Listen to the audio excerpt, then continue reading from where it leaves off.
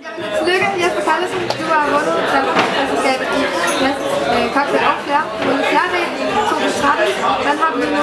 Jeg har det sindssygt godt. Det er jo fantastisk dejligt.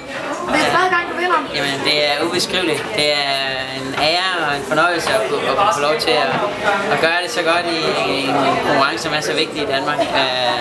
Det er fantastisk at få lov til at tage til VM for tredje gang. Det er helt fantastisk. Det er rigtig dejligt. I Prag i år? Ja.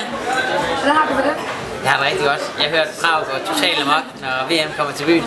Så jeg tror, det bliver rigtig, rigtig sjovt. Jeg tror, at der bliver masser af fest og gode arrangementer fra diverse sponsorer. Og der plejer at være rigtig god stemning blandt alle deltagerne, så det er rigtig, rigtig sjovt. Jeg glæder mig vanvittigt meget. Det bliver så dit tredje VM.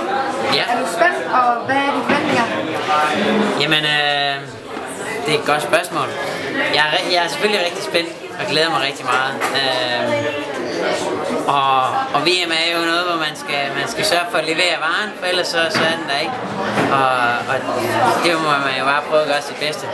Så på den måde er jeg jo rigtig spændt, og hvad man forventer sig. Man forventer en hård konkurrence, hvor den bedste mand må vinde. Så må man jo håbe på, at man kan komme derop her. Hvad for niveauet i år? Der var nogle nye deltagere med, og hvordan synes du niveauet var?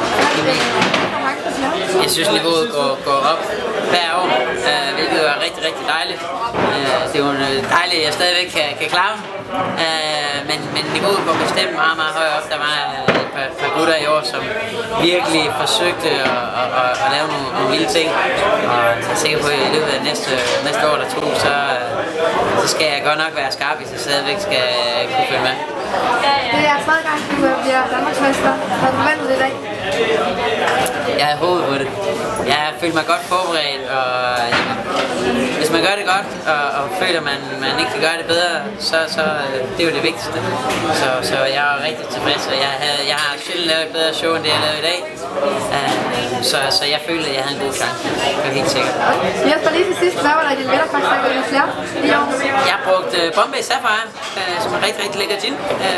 Meget let, og den fungerer godt med basilikum, frisk basilikumsblade, nogle monin pineapple sirup, for at lave balance sammen med lidt citronsaft. Og så skulle jeg af med og mixe den med lidt mineralvand for at gøre den frisk, og det var det. Rigtig dejligt.